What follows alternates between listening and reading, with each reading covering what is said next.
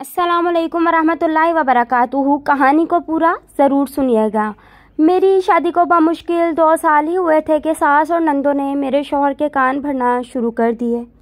ये तो बांझ है, इससे तुम्हें कोई औलाद नहीं मिलेगी, तुम दूसरी शादी कर लो। आए रोज़ मेरी बड़ी नंद मेरे शौहर को यही कहती फिरती थी, जबकि मेरा शौहर भी औलाद ना होने की वजह से बहुत परेशान था। आखिर माँ बाप के दर्जे पर फायज होना हर शादीशुदा जोड़े की ख्वाहिश होती है, मगर अब वक्त के साथ साथ मेरी सास और नंदों ने मेरे लिए ज़िंदगी मज़ीद मुश्किल बनाना शुरू कर दी थी। जब भी बड़ी नंद ससुराल से आती तो कभी अपनी तलाक याफ्ता नंद को साथ ले आती और कभी अपनी छोटी नंद को, कि किसी बहाने मेरा शौहर उन्हें देखकर उनकी तरफ माइल हो या पसंदीदगी का इजहार करे। मेरी शादी घर वालों की मर्ज़ी से मेरे फूफा के घराने में हुई थी। मैं चूँकि शहर में रहने वाली थी जबकि मेरा ससुराल गाँव में था, मैं हर माहौल में ख़ुद को ढाल देने वालों में से थी। शुरू के 1-2 माह ही ठीक गुज़रे, खूब नाज नखरे उठाए गए मेरे, मगर तीसरे माह से ही खुशखबरी की रट लगाती सास और नंदों ने मुझे भी परेशान रखना शुरू कर दिया। मैं अक्सर यही कहकर टाल जाती कि खुदा की देन है, जब उस ज़ात की रज़ा हुई वो अता कर देगा। आखिर अभी वक्त ही कितना हुआ है हमारी शादी को। मगर खैर, वो पुराने ख्यालात के मालिक लोग, उन पर ऐसे दलाइल काम नहीं करते थे। शुरू में भी मेरे शौहर भी उन्हें झिड़क देता कि अभी शादी को दिन ही कितने हुए हैं। वो हर हाल में मेरा साथ देते थे, उनका सहारा था, तो मैं ससुराल वालों की बातों को नज़रअंदाज कर दिया करती थी।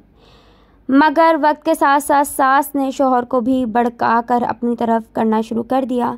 4 माह बाद ही टेस्ट करवाए गए। दोनों के टेस्ट अल्हम्दुलिल्लाह बिल्कुल नॉर्मल थे। मैंने शुक्र के कलमात अदा किए, क्योंकि दिल पूरी तरह डर गया था अगर कुछ नुक्स जाहिर हो गया तो ये लोग मुझे घर से ही निकाल देंगे। वक्त के साथ मेरा शौहर सरमद भी मुझसे बेजार होने लगा। हर बार उनकी उम्मीद जागती, मगर हर बार दिल टूट सा जाता। उनकी बातें और तंज सुन कर मेरा दिल भी खूब खुद को कोसता।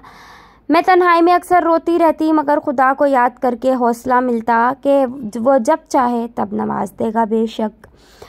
आखिर 1.5 साल गुजर गया। अक्सर हम मियाँ बीवी के दरमियान भी लड़ाइयाँ होने लगी थी। बात को कोई भी होती, उसका अख्ताम इसी ताने से होता कि मैं माँ नहीं बन सकती। कितनी ही बार मुझे धक्के देकर सास ने घर से भी निकाल दिया था। मेरा मैका वहाँ से 4-5 घंटे की मुसाफत पर था। मुझे तो ठीक से रास्ता भी नहीं पता था और अकेले में आती जाती ही नहीं थी। वहीं दरवाजे पर बैठकर रोती रहती। आखिर शाम को शौहर घर आता तो मुझे अंदर दाखिल किया जाता। वो दिन मेरी ज़िंदगी का सबसे बदतर दिन था, जब शाम के वक्त शौहर मेरे पास आकर बैठा और चंद अल्फाज तमहीद के बांधने के बाद कहा कि मैं दूसरी शादी करने लगा हूँ। ये अल्फाज थे या पिघला हुआ शीशा। मुझे लगा मेरी रीढ़ की हड्डी से मेरी जान को खींचा जा रहा है।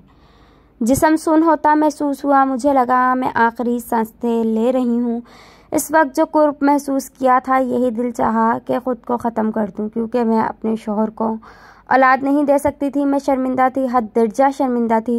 मैं खुद से ही नफ़रत करने लगी थी। आंसू ज़ब्त का बंधन तोड़कर बह आए थे, मगर मेरे शौहर पर उसकी औलाद पाने की ख्वाहिश हावी हो गई थी। उस पर मेरी किसी बात का असर नहीं हुआ। अगले जुम्मे को निकाह रख दिया गया था। आज हफ्ता था। सब लोग खुश थे। मुझे दिखाकर मज़ीद तंज के नशर चलाकर खुशियाँ मना रहे थे। आखिर बड़ी नंद जीत गई थी। उसकी तलाक याफ्ता नंद की शादी अब मेरे शौहर से होने जा रही थी और मैं बेबसी की मूरत बने सब अपने सामने देख रही थी। मेरा वजूद यह सदमा बर्दाश्त नहीं कर पा रहा था। आखिर तमाम तर बची हुई अना तर्क करके शौहर के कदमों में जा गिरी। सास के कदम पकड़कर मेरी मलकियत में किसी और को हकदार ना बनाने की भीख मांगती रही, मगर सब मुझे धुतकार रहे थे। वजूद बुखार से तप रहा था। मैं वहीं ज़मीन पर गिरी बेहोश हो चुकी थी। जब होश आया तो शौहर सरहाने खड़ा था, माथे पे ठंडी पट्टियाँ रख रहा था, जबकि सास मेरी दूसरी जानिब बैठी शफ़क़त से मेरे बाल सहला रही थी। मेरा टूटा वजूद ये तब्दीली बिल्कुल समझ ना सका। आखिर मैं ख़ुद को महसूस करने लगी कि कहीं कोई ख्वाब तो नहीं देख रही, मगर यह तो हकीकत थी। वहाँ सामने नंद भी खड़ी थी, मगर वह मुझे बड़ी ही ख़तरनाक नज़रों से ताड़ रही थी। मुबारक हो सीमा, तुम माँ बनने वाली हो, मेरा शौहर बड़े ही प्यार से बोला। खुशी उनके चेहरे से फूट रही थी। मुझे लगा मैं ख्वाब देख रही हूँ। ज़िंदगी में पहली बार इतनी खुशी महसूस हुई थी, और इससे भी बढ़कर के मेरा शौहर और सास अब मेरे साथ ठीक हो गए थे। वो अब दूसरी शादी नहीं करने वाले थे। मेरी छोटी नंद भी अब मेरा बहुत ख्याल रखने लगी थी। मैंने जी भरकर शुक्राने के नफिल अदा किए थे। आखिर खुदा ने मुझे इतना बड़ा तोहफ़ा अता किया था। मगर सबका इतना ख्याल मोहब्बत देखकर दिल में एक बात ज़रूर खटकती थी कि अहमियत तो सिर्फ आने वाली औलाद की है, जिसकी बदौलत मुझे इतना प्यार मिल रहा है। हकीकत में मेरा वजूद क्या है? वही जो इनके कदमों में पड़ा भीख मांग रहा था कि मेरे शोहर को मेरा रहने दो। ऐसे ख्यालात अक्सर दिमाग में पनपते रहते थे, मगर मैं मजबूत सोचकर जहन से ऐसी बातें झटक दिया करती थी। आखिर मैं कोई पहली औरत तो नहीं थी। वक्त गुजरता गया। मुझे उम्मीद से वह चौथा माह शुरू होने को था। पिछले 3-4 दिन से मेरी तबीयत काफ़ी ख़राब रहने लगी थी। मैं कसरत से याद इलाही में मसरूफ़ रहने वाले लोगों में से थी। हर विर्द किया मगर तबीयत में बहाली ना आई। आखिर जब बात हद से गुजरी तो डॉक्टर के पास शोहर लेकर गए। एक बार फिर मेरी खुशियों का जवाल शुरू हो गया था। मेरा आने वाला बच्चा आने से पहले ही रुख मोड़ गया था। इस बात का दुख तो सबको बहुत हुआ। शोहर फुट फुट कर रोए। मैं तो बच्चे के लिए कपड़े और खिलौने देख देख कर ही आंसू बहाती रहती। डॉक्टर का कहना था मैंने दवाई ऐसी खाई जिसकी बदौलत बच्चे को नुकसान पहुंचा, मगर मैंने ऐसी कोई एहतियाती नहीं की थी। मेरे खाने पीने का ख्याल मेरी सास खुद रखती थी। एक पल को मेरा दिल शक के दायरे में गया कि कहीं सास ने तो नहीं कुछ कर दिया, मगर दूसरे ही लम्हे दिल तोहमत के डर से कांप उठता। भला वो ऐसा क्यों करेंगी? वो तो खुशी थी औलाद आने से। 2 माह गुजरे थे कि नंद ने फिर वही सब शुरू कर दिया। इस बार सरमत ने भी उन्हें झिड़का, क्योंकि वह बहरहाल मुझसे मायूस हो चुके थे और औलाद के जाने का दुख भी था। आखिर खुदा की रहमत हम पर मेहरबान हुई। मैं एक बार फिर माँ बनने वाली थी। सास और शौहर फिर भरपूर में तरीके से मेरा ख्याल रखने लगे थे। मैं भी अब की बार अपनी अद्वियात वगैरह का औकात कार खुद समझ कर लेने लगी, ताकि इस बार ऐसी कोई गलती ना हो।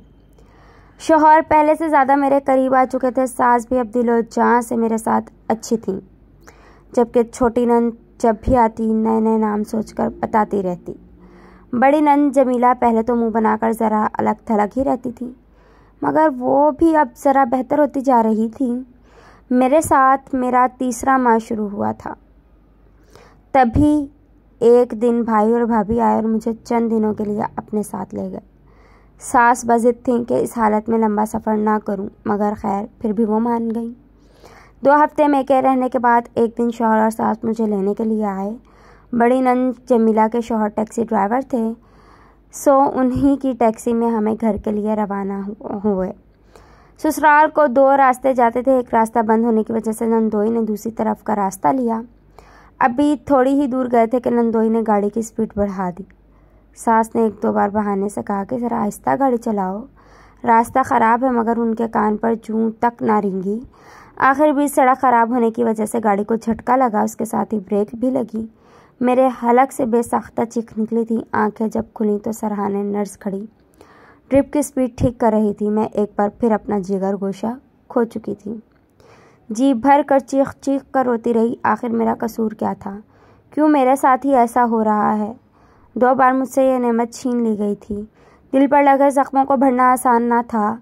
शौहर भी काफ़ी नाराज़ थे नंदोई से। नंदोई ने कदमों में गिरने के अंदाज में बाद में माफ़ी भी मांगी थी, जिसे शौहर ने शर्मिंदा होते हुए बहरहाल कबूल कर लिया। चूँकि वो उम्र में बड़े थे, बड़ी नंद इस बार गले लगकर फूट फूट कर रोती रही। हाय मेरे भाई की किस्मत, 2 बार औलाद छिन गई। पता नहीं किसकी नज़र लगी है। कभी दवाई खाकर बच्चा ख़त्म हो रहा है तो कभी कभी ऐसे जुमले। जमीला की बातें ऐसी होती जैसे सारी गलती मेरी हो। मैं जानबूझकर ये सब कर रही हूँ। ये बच्चा नहीं ले सकती अम्मा, इसमें मसला है। मैं तो कितनी बार आपको कह चुकी हूँ, मगर आपको समझ नहीं आती। और कितने बच्चे मरवाने हैं इस मनहूस डाइन से तुमने? रोती हुई जमीला मेरी सास को कह रही थी। दोनों इस वक्त दूसरे कमरे में मौजूद थीं। मैं जो अपने लिए पानी लेने किचन में जा रही थी, ये सुनकर रुकी। सास का जवाब भी कोई तसल्ली बख्श नहीं था। मैं हलक से आंसू उतारती पानी पीकर वापस आ गई। पहले रिपोर्ट्स में अद्वियात आई थी और अब यह हादसा। दोनों में ही इसकी वजह से कोई गलती नहीं हुई थी। जो भी हुआ था किसी इरादे के तहत हुआ था। आहिस्ता आहिस्ता मुझे अंदाज़ा होने लगा।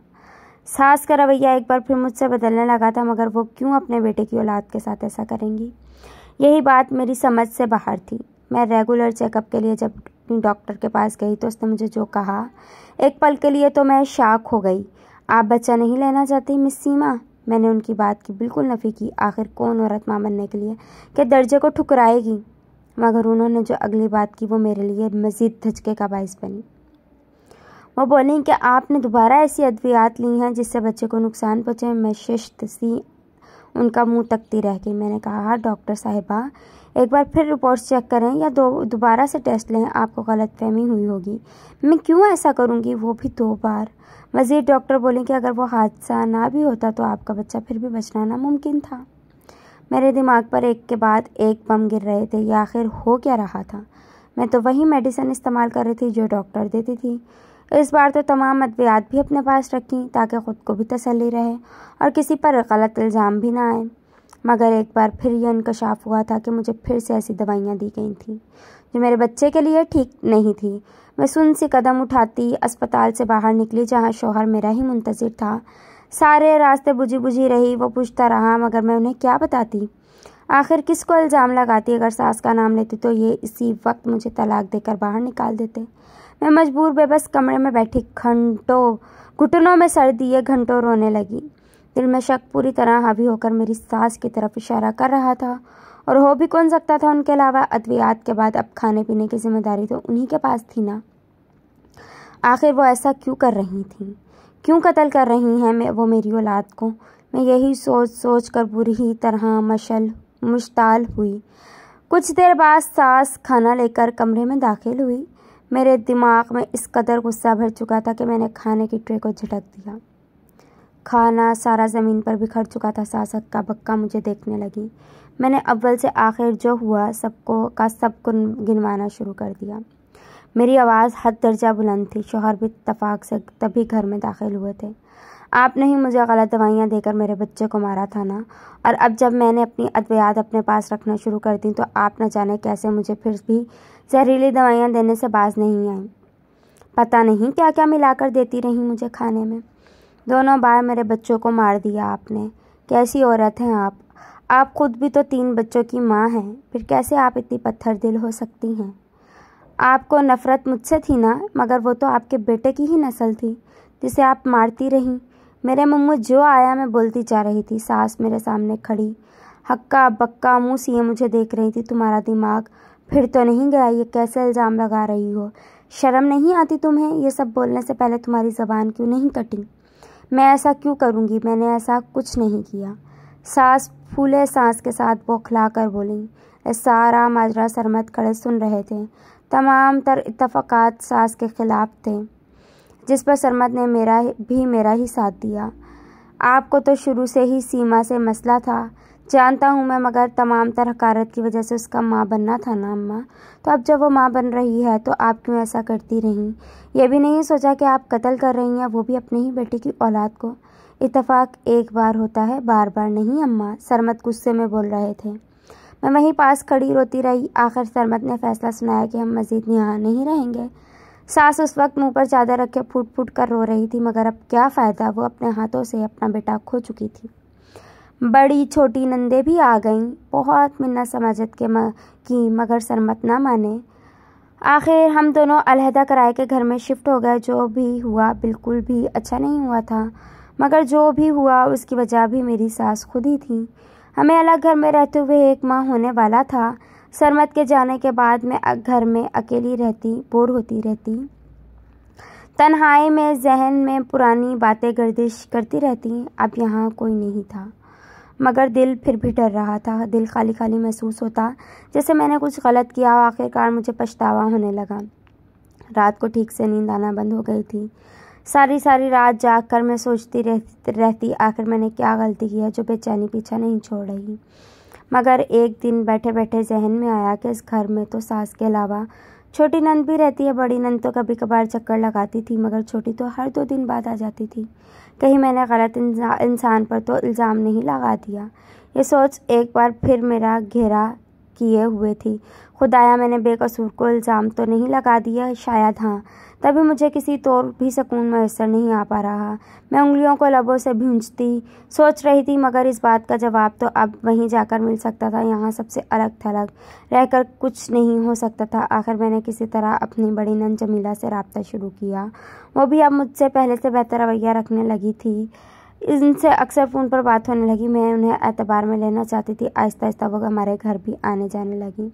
सरमत का गुस्सा सिर्फ अम्मा के साथ था, अपनी बहनों के साथ उनका रवैया बिल्कुल ठीक था। जमीला ने कई बार हमें वापस आ जाने पर आमादा किया, मगर सरमत अब वहाँ दोबारा जाने से इनकारी थे। छोटी नंद वैसे वहीं मायके में ही रहने लगी थी। सरमत हर माह उन्हें पैसे भेज दिया करते थे, मगर दोबारा मिलने नहीं गया।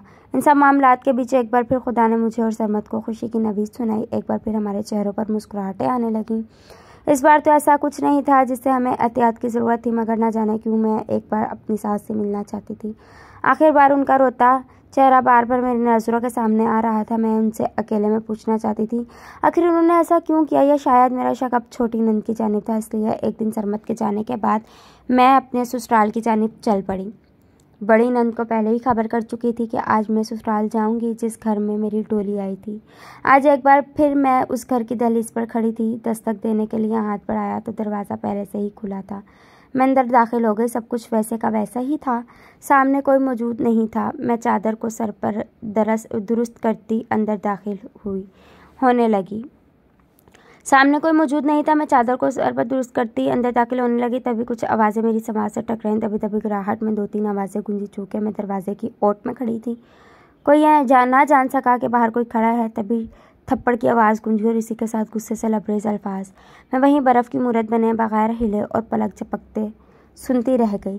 जिस्म पर चूंटियाँ चलती महसूस होने लगी। जो अल्फाज मेरे कानों से टकरा कर दिल पर असरअंदाज हो रहे थे, उनको सुनने के बाद उम्मीद मुझे बिल्कुल भी नहीं थी। न जाने कब आंखों से आंसू बह आए थे। मैं रो रही थी, मुझे पता न चला। अंदर जाने की हिम्मत अब मुझ में नहीं रही थी।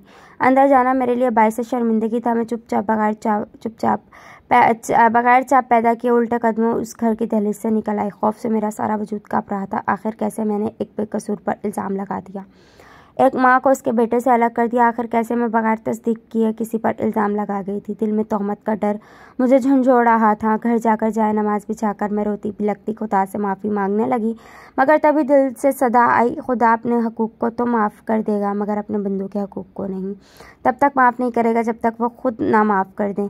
मैं यूं ही रोती रही। जब शाम को शौहर घर आया, मैं शर्मिंदा थी, बहुत शर्मिंदा थी। मैंने गलत किया था, मगर मैं पर्दा डालकर छुपा नहीं सकती थी। आखिर शौहर के इस्तफसार पर मैंने उन्हें बता दिया कि आज मैं ससुराल गई। तो वहाँ अंदर मुझसे पहले जमीला और छोटी नंद मौजूद थी। छोटी नंद बड़ी बहन को झिड़क रही थी किसी बात पर, जिसके जवाब में बड़ी नंद ने उसे चुप रहने का कहते हुए कहा कि जब सीमा आई तो इसे ये शरबत देना। छोटी नंद शायद सारा माजरा समझ गई थी। तभी वो उन्हें सुना रही थी कि आखिर क्यों उन्होंने ऐसा किया। जमीला ने तो सारे गुनाह बड़ी हददर्मी से कबूल कर लिए थे कि मैंने पहले उसे दवाई ऐसे दिलवाई चूँकि अम्मा ज़्यादा पढ़ी लिखी नहीं थी, और दूसरी बार भी मेके जाने से पहले चाय में दवाई मिलाकर दी, मगर इसका असर होने से पहले ही गाड़ी वाला हादसा हो गया। और अब वो एक बार फिर मेरे साथ वही सब करने वाली थी। शायद सास ने भी मेरी तरह सब सुन लिया था। उन्होंने आकर उसे थप्पड़ मारा था, जिसकी आवाज़ मेरे कानों तक पहुंची थी। वो अपनी बेटी को घर से हमेशा के लिए निकल जाने का कह रही थी। इसके बाद जो हुआ मैंने नहीं सुना था। मैं रोते हुए सब सुना रही थी, जबकि शौहर सपाट चेहरा ले सुनते गए। पहला इल्ज़ाम माँ पर था और अब तो बहन पर आ गया था। रिश्ते तो दोनों ही जान से बहुत प्यारे थे, मगर उनकी नज़रों में सरमत आकर बराबर कदर रखता तो आज ये सब ना होता। मैं अपनी सास से काफ़ी शर्मिंदा थी। माजी में उन्होंने मेरे साथ जो भी किया था, इसी की बदौलत मैं उन पर शक करते हुए इस नतीजे पर पहुंची थी। मगर खैर वो कहते हैं ना, मकाफात अमल होकर ही रहता है। शायद यही उनके लिए मकाफात था जो जाने अनजाने में मेरे हाथों उनके साथ हुआ। बहरहाल मैं शर्मिंदा थी। आज अल्हम्दुलिल्लाह मेरे 2 बच्चे हैं, एक बेटा और एक बेटी। इस हादसे के बाद मैंने सास से वापस आकर हाथ जोड़कर माफ़ी मांगी। मैं दिल से शर्मिंदा थी, मगर शायद हालात ने सास का दिल मोम कर दिया था। उन्होंने हम दोनों मियाँ बीवी को सीने से लगा लिया। रही बात मेरी नंद जमीला की, तो उनसे अब हमारा कोई ताल्लुक़ नहीं रहा। मैंने कभी माफ़ नहीं कर सकूंगी। आखिर वो मेरी औलाद की कातिल रही हैं। क्या मैंने सास पर शक करके ठीक किया था? अगर वो मेरे शौहर की शादी करवा देती तो क्या मुझे अपनी नंद को माफ़ करके दोबारा उसके साथ ताल्लुकात बनाना ठीक है? फ्रेंड्स, स्टोरी अच्छी लगी हो तो चैनल को सब्सक्राइब करें, बेल आइकन को प्रेस करें ताकि आने वाली हर नई वीडियो का नोटिफिकेशन मिलते रहे। मिलते हैं नेक्स्ट वीडियो में। अपना ख्याल रखिएगा। अल्लाह हाफिज़।